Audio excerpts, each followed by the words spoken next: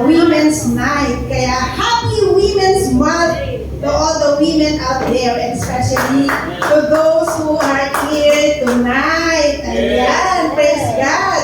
At dahil nagse-celebrate tayo ng Women's Month, syempre ang ating topic ay patungkol sa mga kababaihan. At lalong-lalo na sa mga kananayan. Yun. Kaya, bago po ako magsimula, tayo po ay tumayo at magbigay bugay at puri sa ating Panginoon. Sa isang maikling panalangin, samahan niyo po ako. Amang banal na makapangyarihan sa lahat, maraming po salamat, Ama, sa oras nito na pinagkaloob niyo. Tunay nga po, Ama, na napakabuti niyo sa buhay ng bawat isa na naririto ngayong gabi. Salamat po, Panginoon, na iginako niyo ang bawat isa. Sa oras na ito, Panginoon, salamat po maging sa pag-iingat niyo sa bawat isa sa amin. At sa gabi po ito, as we celebrate Women's Month, Panginoon, gabayan niyo, patnubayan ang lahat ng kababaihan, hindi lang po dito, Panginoon, kundi sa buong mundo, O God, at sa mga anak mo, Panginoon. Salamat po, O God, that you have given us, Panginoon, ang iyong gabay at patnubay sa bawat isa. Salamat po, Panginoon, at ihanda mo nga po, Ama, ang aming mga puso't kaisipan sa aming pong mga maririnig na salita na galing sa inyo, Ama, at tumimo sa puso ng bawat isa, Panginoon. Marami pong salamat. Ito po ang aming samot na langit sa matamis na pangalan ni Jesus. Amen. Amen. Yan. Muli, binabati ko po ang lahat ng mga kababaihan ng Happy Women's Month. Ayun. At talaga naman pong pinagbubunyi ng buong mundo ang mga kababaihan. Amen. So, alam niyo po ba na ang mga godly women ay merong supernatural power? Di ba? Alam niyo po ba ito?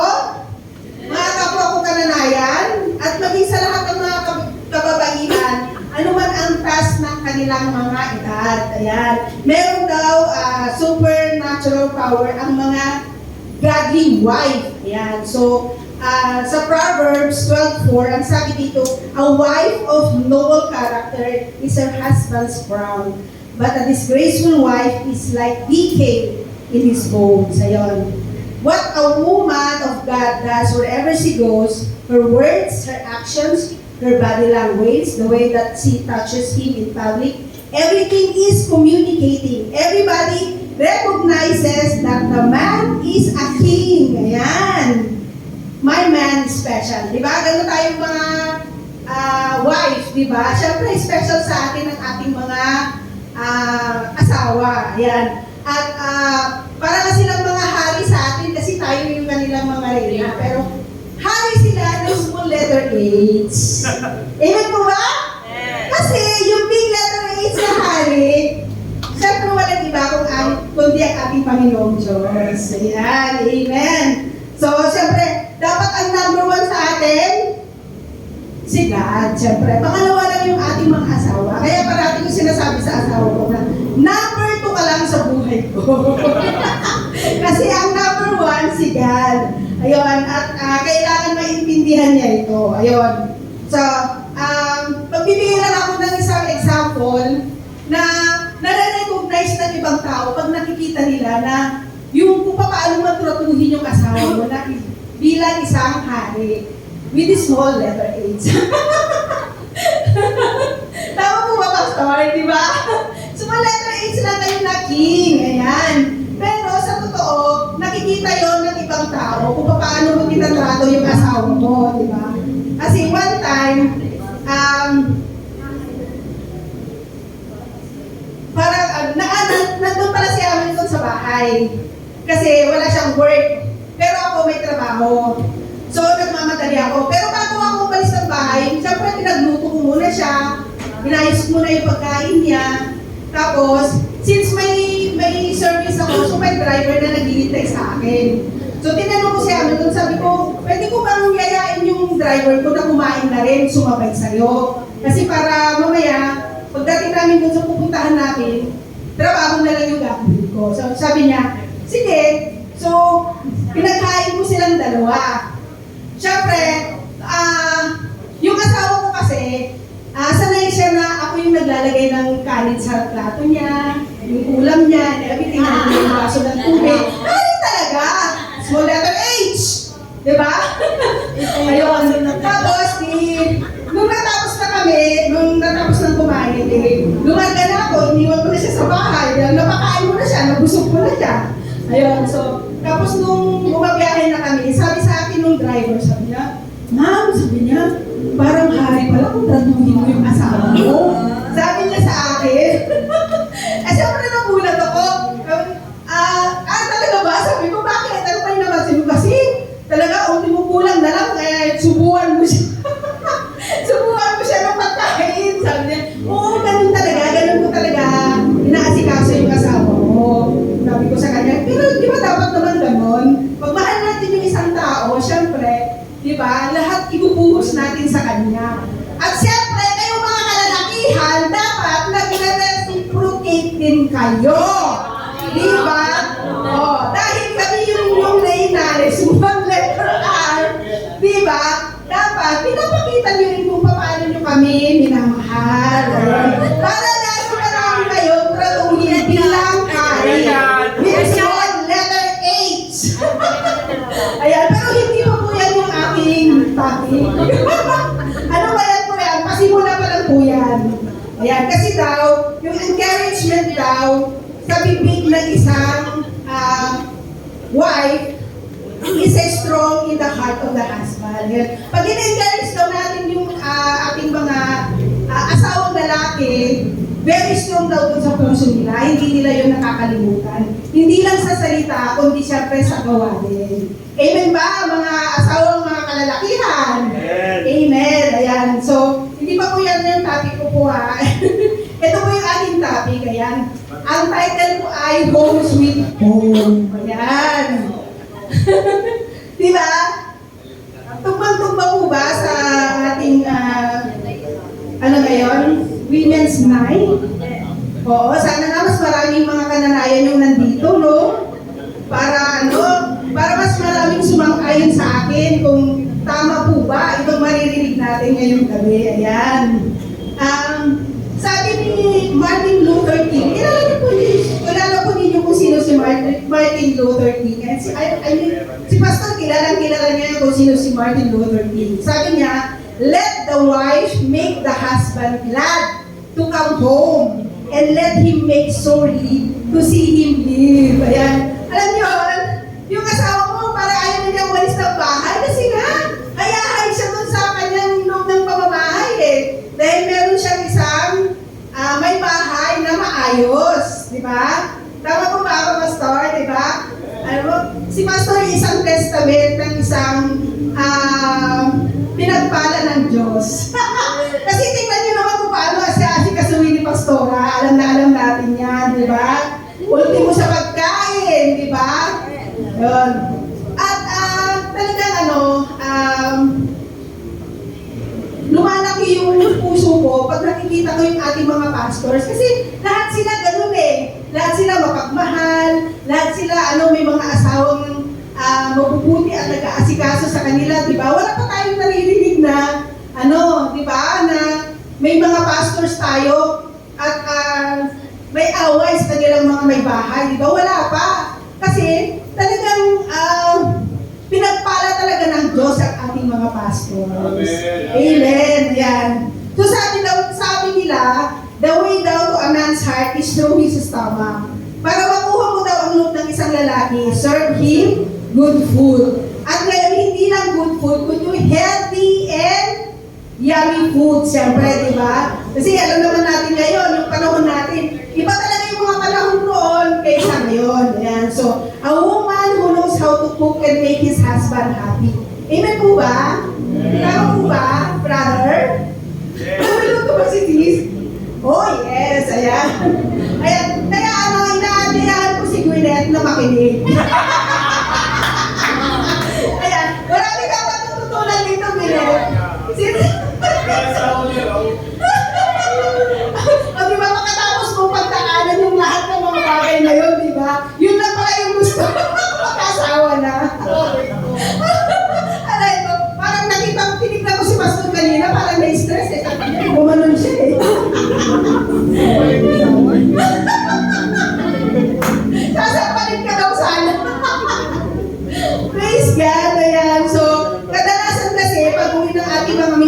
galing sa trabaho, ang tanong nila palagi ay, anong tinatanong? Ano ulam? Ay, naku naman, talaga naman. Anong ulam? Ayun. Di ba kasi, di ba? Kaya nagmamadali silang umuwi kasi yung gusto nilang pagkain nandun na, nakahanda na, di ba? Ano ang ulam? Ang gagaling nyo dyan? Dahil dyan, makinig pa kayo. Okay. Ang mga husband ay nag-a-appreciate naman nila ang kanilang mga wives. Pag nagsuserve sila ng masarap na coffee, afterwards ang dinner, di ba? O kaya sa umaga, lalo na dahil kabisado nila yung timpla. Tama ba ako? Amen. Ayan. Hindi lang ang pagkain ang kailangan ni husband o ang buong pamilya, kundi ang isang malinis at komportableng tahanan. Ang ating tahanan ay isang kaharian kung saan ang ating mga asawang lalaki ay mga with letter, small letter H. At tayong mga babae ang reyna ng ating mga tahanan. Amen po ba? So, amen? Ang ating tahanan ay kanlungan, lalo na after a hard day's work, di ba? Yung mga husbands na nagtatrabaho, nagmamadaling umuwi, di ba? After a hard day's work, kasi alam nila kung ano yung madadatnan nila sa kanilang bahay. So, pwedeng mag-relax, manood ng TV, o nakikipaglaro sa mga bata, sa mga anak. Sa ibang mga Kristiyanong pamilya, naglalaan ang oras upang mag-Bible study ng buong pamilya before or after dinner, di ba? May ganun eh. May mga ganun ginagawa sa pamamahay. So, bahay kubuhan daw, maliit na apartment, condo unit, or big house, kailangan ng pamilya ng isang espasyo or space where they can talk, eat, refresh, rest, and recharge. Ayun. So, ang tahanan ng isang basic right and need. Ayun. Amen po ba? Ayan. Kailangan po ito ng isang pamilya. Masaya ang lalaking bahay na uuwi ang malinis at masinop at masayang tahanan. Ayun. Tama po ba ako? Amen. Ayan. Kailangan din ng mga husbands ay na-appreciate nila ang masinop at malinis na tahanan. They would also enjoy a quiet home, especially when he needs it.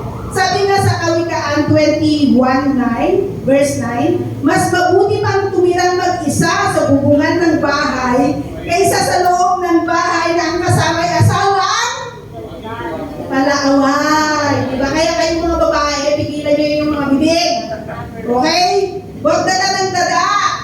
Okay lang yung okay lang yung parati kang nagsasalita, pero yung sinasabi mo ay puro pagmamahal sa iyong asawa. Di ba? Okay yun. Dumandal ka ng gano'n, I love you. Di ba? Kasi masaya yun sa kanilang pandinig. Tama ba sis? Amen ba? Yes! Sinasabihan mo si brother na I love you.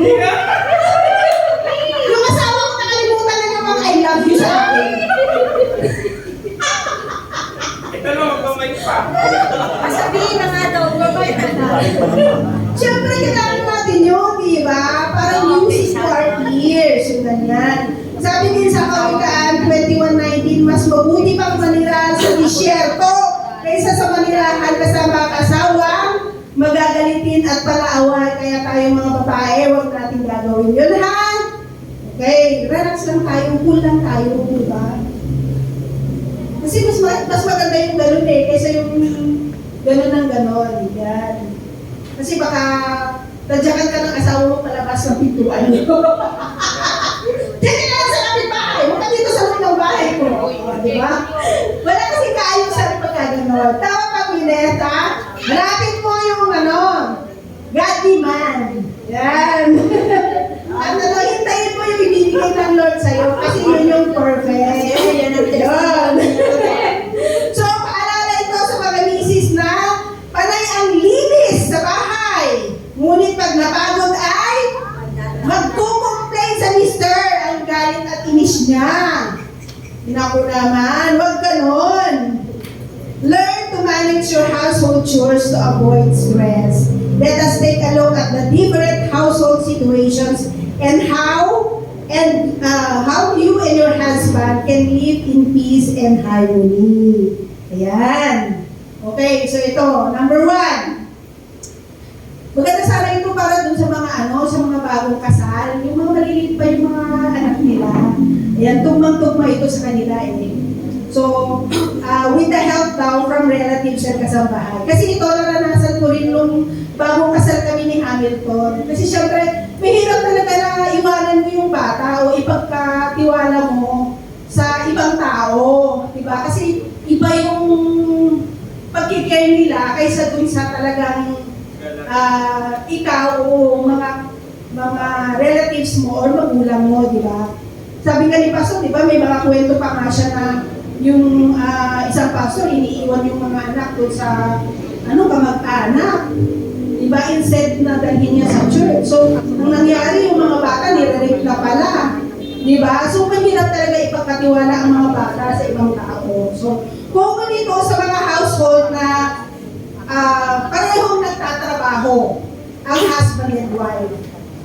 In most cases, lalo na pag maliliit pa yung mga anak, the couple, yung mga mag-asawa, kumukuha sila ng household help or family members or relatives. Minsan, kasama ang parents, cousins, or aunts. So, naranasan ko ito. So, sa bahay namin, nandun yung nanay ko, nandun din yung kapatid niya, yung tita ko. So madami silang nag-aalaga sa mga anak ko, kampante ako. Pero syempre, hindi yung, kumbaga, hindi ko naman pinagkakatiwala hindi naman yung sila lahat yung gumagawa. So meron pa rin kasambahay, meron pa rin yaya. Syempre kasi, di ba para naman sila, hindi yung lahat ng oras nila nakapuhos doon. So, siyempre, kailangan din nila magpahinga. Kaya, kumukuha pa rin ako ng kasambahay. Pero, kampante ako kasi may tumitingin para sa akin. Di ba? Kasi iba yung hindi mo kaano-ano, di ba? So, kailangan may tumitingin pa rin para kapag may nakita siyang hindi tama, meron na kaagad sasaway. Yan. Siyempre, ang pinaka-importante sa lahat, ipagkatiwala mo sa Panginoong Diyos. Kailangan araw-araw, pinag-pray mo talaga yung household mo, pinag-pray mo yung asawa mo, yung mga anak mo, di ba, kung sino yung mga kasama mo sa bahay. Kasi, ultimately, ang gabay at patnubay, galing pa rin sa Panginoong Diyos, di ba? Hindi naman natin pwedeng ipagkatiwala buong buo yung mga buhay natin sa ibang tao, kundi sa Panginoong Diyos lang. Amen po ba? Yan. So, common dito sa atin sa Pilipinas, yung mga relatives natin o yung mga parents natin, nandyan sila na tumingin para sa mga anak natin. Okay? Even with the help of family, relatives, or kasambahay, the wife and part of the overseeing the task to be done at home. Yung, halimbawa, kung nagtatrabaho yung both husband and wife, yung ultimately, yung nanay pa rin yung nagpaplano sa lahat, di ba? Yung pamili ng pagkain, di ba? Yung schedule ng paglalaba, pamamalansya, di ba? Dapat ganitong oras nagsisimula ng magluto ng breakfast kasi papasok yung mga bata, papasok pa yung dalawa, mag-asawa, di ba? So overseer pa rin si wife, di ba? At dapat na-appreciate din ni husband yung kayong mga husband, yung mga wife, who makes an effort to make their home to make their house a livable home. Yan. Amen. Ayun. So, number 2, they stay at home wife and mom. Kagaya siguro ang pinaka-example ko dito si Drina. Di ba? Hindi na siya nag-work. So, nung dumating yung baby, si J-Rose na lang yung nagtatrabaho. So, may mga household na walang kasamang kamag-anak o katulong sa bahay. Although, nakapisan sila doon sa parents pa rin, di ba? So, may mga kakilala tayo na ganito yung setup at masaya sila dahil wala silang nami-miss na special moments with the kids. Siyempre, iba yung joy and fulfillment na tagline nito. Kasi siyempre, pag yung wife stay at home siya at full-time mom. Kumbaga, yung pagdadaanan na maglaki ng mga anak niya na nasusubaybayan niya yung first word, yung unang ngipin, yung, di ba? Yun, kumbaga, milestone kasi yun sa pagiging nanay. So, yung iba nga talagang dinodocument pa, di ba? Yung unang haircut and everything, parang yung ako nila. Pastor, di ba? Yung unang haircut. Oh, di ba may mga ganon? Yung milestone yun sa mga nanay. Kaya, maganda rin yung setup na ito, di ba? Nangyayari din kasi ito kung ang kagustuhan o demand ng asawang lalaki ay mas mabuting nasa bahay yung asawa niyang babae para siya mismo yung nangangalaga ng kanyang mga anak at ang kanyang household. Diba? Lalo na kung kaya-kaya naman na suportahan ng asawang lalaki yung lahat ng mga pangangailangan. So hindi na kailangan magtrabaho si Mrs. Diba? Dahil kaya namang i-provide yung mga pangangailangan. Right? Amen po ba? Okay. Pero siyempre kung nagkukulang, maaari naman pag-usapan, maaari tiniyan, ipaalala na ang dakilang may bahay sa Proverbs 31 verse 28. Sabi niya dito, her children arise and call her blessed. Her husband also and he praises her. Ayun. This verse depicts a home filled with mutual respect, appreciation, and love. Ayun. So, ayan. So, ang pinaka-example ko dito, si Rina. At ang number 3, the house husband. Ayan. Di ba? Meron yung mga ganyan.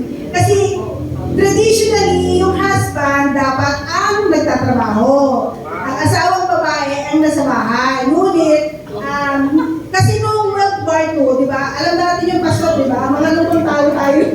Although hindi naman natin naapunta yung World War II. When most of the men were drafted in the army, women had to work elsewhere to support their families. Kasi lahat ng mga kalalakihan nung panahon na yon, kailangan they have to be drafted to the army. Kasi kulang kulang yung mga kulang yung mga army nung araw. So, kailangan nila makipaglaban yung mga kalalakihan. Kaya naiwan yung mga kababaihan to fend for their families. Eh, syempre, paano naman yun? Kailangan nilang magtrabaho. Ayan.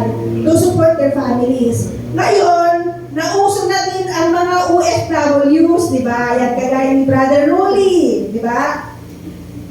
At hindi lang ang mga lalaki ang umaalis para magtrabaho, kundi mga babae din. Yung kagaya si Pastora Ednalyn dati, di ba? Nag-OFW siya. Ayan. Kaya ang mga naiiwan ay mga asawang lalaki. At sila ang mga tinatawag natin house husband. Ayun. Ay, si sister din pala.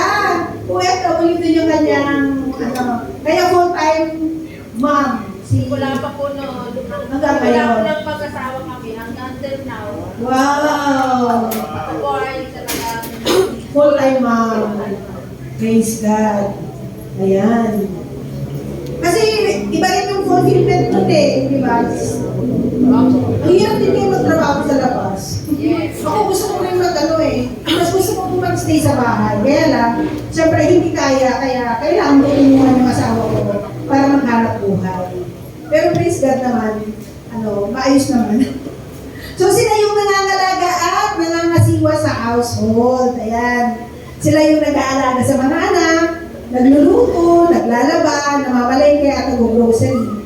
Kailangan lang din silang i-appreciate ng mga wife, ayan, kagaya ng mga OFW wife, ang ginagawa ng mga house husband para di bumaba yung self-esteem. Kasi syempre, di ba, mga kalalakihan kasi, mga pamacho yung mga yan Teka muna, bakit ako yun?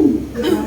Pero, kaya dapat yung asawang babae ay ina-appreciate niya kung ano yung ginagawa ng asawa niyang lalaki, di ba? So, kailangan din na maging emotionally mature si husband para maiwasan yung self-pity. Amen po ba? Yun. Okay. So, number 4, may isi lang po ito pero makinig ka talaga kasi kailangan mo. Alam pala sa'yo yan. Hindi ka nakikinig Ano yan, nakikita? Alam mo, para sa'yo talaga to. Para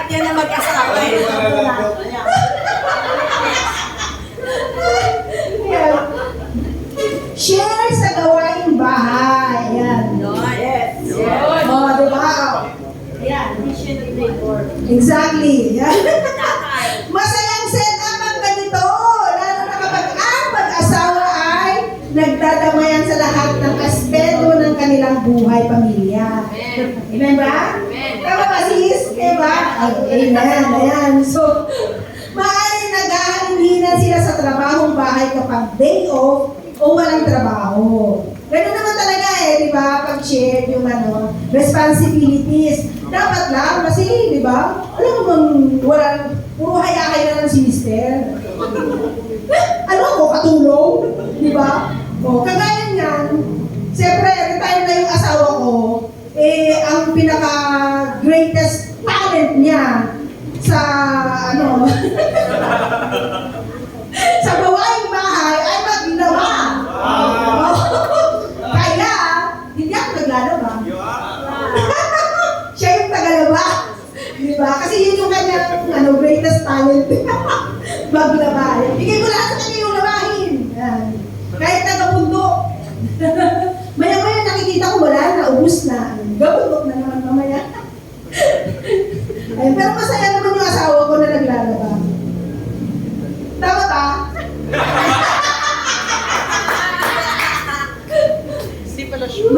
Magsalita ka na ngayon.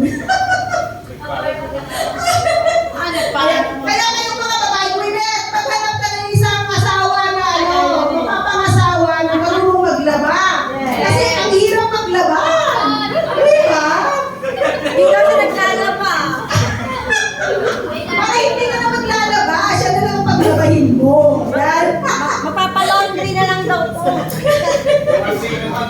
Yeah, may washing machine naman ngayon. Kaya hindi ka kaya dati na talagang pupusin mo isa-isa, di ba? So, kailangan lang talaga ay time management patungkol dito. So, ngayon, maraming setup na ganito. Lalo na ngayon na mahirap kumuha ng kasambahay ng mapagkakatiwalaan. Di ba? At saka, maharli ka na rin, no? Ang mahal na ng ngayon, ng mga kasambahay. Ayaw na nila ng mga 5K. Ayaw na nila ng 6K. Kahit 7K, ayaw na nila. Magkano na? 10K na! Grabe! Di ba tapos ang sweldo mo 15K? Yung 10K, bibigay mo na sa... Tapos sakit pa sa ulo, di ba? Hindi pa marunong magtrabaho sa bahay. Di ba? Parang ikaw pa yung katulong pagdating, di ba? Ay! Nailong lang na, kailangan na magpahinga, matutulog na ako. Di ba? May mga ganun ka sa bahay, di ba? So, wag na lang. Ako rin tumigil na rin ako sa kakakuha ng mga kasampay. Buti na lang lumipat kami sa maliit na lugar. Ayan, so hindi na kailangan ng At saka may tagalaba ako. Praise God. Ayun. Kailangan lang ng tiyaga at matintiman na faith and dependence sa ating Panginoong Diyos upang mapagtagumpayan ano man ang mangyari sa buhay natin. Okay? Sabi nga sa Psalm 127 verse 1, unless the Lord builds the house, the builder labors in vain. Unless the Lord watches over the city, the guards stand watch in vain. Ayan. So, ang Panginoong Diyos pa rin yung nangangalaga sa lahat, di ba? Kailangan pa rin natin yung faith and dependence natin ay ibigay natin sa Panginoong Diyos. Kasi hindi naman natin alam kung mangyayari sa buhay natin. Diyos lang ang nakakaalam noon, di ba? So, bigyan na natin lahat sa Kanya, di ba? Ipagkatiwala na natin sa Kanya. Kaya sabi sa Proverbs 3:5-6, trust in the Lord with all your heart and lean not on your own understanding. In all your ways, submit to Him and He will make your path straight. Ayan. So, kailangan maintindihan lang natin na ang marriage is a partnership and cooperation. Hindi pwedeng si Mr. lang. Hindi pwedeng si Mrs. lang. Diba? Kailangan, they have to dance together, diba? Hindi po pwedeng pakaliwa yung isa, pakanan yung isa. Dapat sabay. Ayun. So, ito yon. Sabi sa Ecclesiastes 4, 9 verse 12, ayan. Basahin nyo na lang, para meron kayong assignment, mga kananayan. Sabi ni, ang pinakabuo nito, it emphasizes that two are better than one. Di ba? Tama naman di ba? Siyempre, mas maraming nagagawa, mas malawak yung kaisipan pag dalawa kayong nag-share, di ba? Dalawa kayong gumagawa, dalawa kayong kumikilos, di ba? With spouses supporting each other to overcome challenges. Sabi din sa Genesis 2, verse 24, Gwyneth, pakinig ka kasi para sa'yo to. Establishes the concept, the core concept of unity where a couple becomes one flesh, di ba? Nagiging isa na kayo. Kaya kailangan may kasalang mangyayari. Kasi di ba, hindi kayo pwede maging one flesh pag hindi. Yun. So, ang Diyos ang tunay na nangangaralan ng ating buhay, maging ang buhay ng ating mga pamilya. So, ang Lord ang bumubuo ng ating Family. home sweet home. Diba? Praise God. So, ganun lang po kainsi yung aking topic tonight. Ayun. Ngunit sa Biblia, may inilaan ang Diyos para sa isang mabuting asawa. So, samahan niyo ako basahin kung ano ang nilalaman ng Proverbs 31 verses 10 to 30. Ayan. So, ipupost ay, pwede ba natin ayan, Proverbs 31 verse 10 to 21. Para maalala ni Gwyneth kung ganong kahalaga ang isang mabuting asawa. Yan. Kasi dito sa ang Bible Pinoy version, ang title ng Proverbs 31 verse 10 to 31 hanggang 31 pala. Ayan. Ang mabuting asawa. Ayan. So basahin po natin. Ay, mas maganda pag Tagalog. Dito na lang ako magbabasa, pero i-run mo pa rin yan. Yun. Okay, samahan niyo ako makinig kayo, Gwyneth, lalo-lalo na ikaw. Tinutukoy dito sa Biblia ang mabuting asawa. Sa verse 10, maghirap makahanap ng magaling na asawa. Walang sinabi ang mamahaling alahas compared sa kanya. So, you are not in comparison with any jewel, okay? Tiwala ang mister niya sa kanya, di kakapusin ang mister niya. Sa araw-araw ng buhay niya, mabuti siyang asawa sa mister niya at never niya ginawan ng masama. Enjoy siyang nagtatrabaho, gumagawa ng mga telang linen at wool. Nag-uuwi siya ng pagkain galing sa malayo, gaya ng mga barko sa puno ng paninda. Ayan, alam ko yan, nakikita ko yung parati si Pastora di ba? Parating may bitbit na pagkain. Kasi ayaw niya magutom si Pastor, di ba? At hindi lang pagkain, talaga yung tamang pagkain para kay Pastor. Yan. Amen po ba? Nakikita natin yun na Pastora Yun. So, madilim pa lang, gising na siya para i-prepare ang pagkain ng pamilya niya at ibilin sa mga kasambahay ang gagawin nila. Walang kasambahay si Pastora, pero siya, kahit puyat, kahit alas 3 na natulog, gigising niya ng alas 5 o alas 4. Kahit na may kasambahay ako, may kasambahay. Yan. Siya pa rin yung nagluluto para kay Pastor. Pagkain niya, hindi ko pinasikaso siya sa akin. Amen. O, di ba?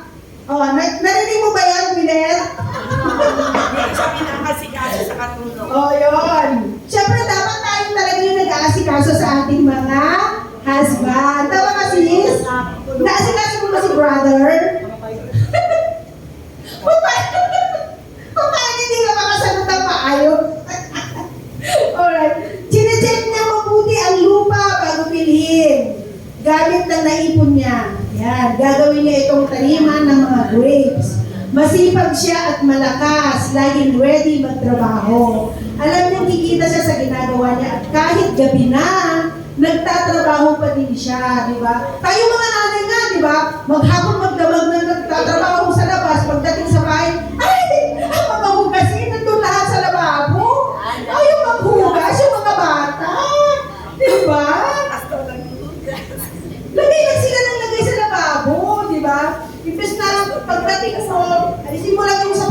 mo, diretso ka na sa lababo kasi kailangan mo magbukas. Ganon yung mga nanay, di ba? Pinaglutuan ko siya. Gumagawa siya ng sarili niyang sinulit na ginagamit sa paghabi. Mapagbigay siya sa mahihirap at handang tumulong sa nangangailangan. Kahit sobrang lamig, di siya nag-aalala. Kasi may damit na pangginaw ang pamilya niya. At tinutukoy dito, palagi ko yung mga virtuous women nung araw, di ba? At gumagawa siya ng mga pang-cover sa kama. Ang damit niya, mamahaling tela na kulay bayo. Alam mo, si Pastora, nananahilig din yan eh. Di ba? Dati, gumagawa siya ng linen na binebenta niya at sa mga negosyante, nagsusupply siya ng belt. Matatag siya at nire-respeto ng mga tao. Sa mangyayari sa future, hindi siya natatakot. Pag nagsalita siya, may matututunan ka. At mabuti ang tinuturo niya. Lagi nang chinecheck ang kailangan ng pamilya niya at meron siyang makikitang tatamad-tamad. Binet! Huwag daw tatamad-tamad.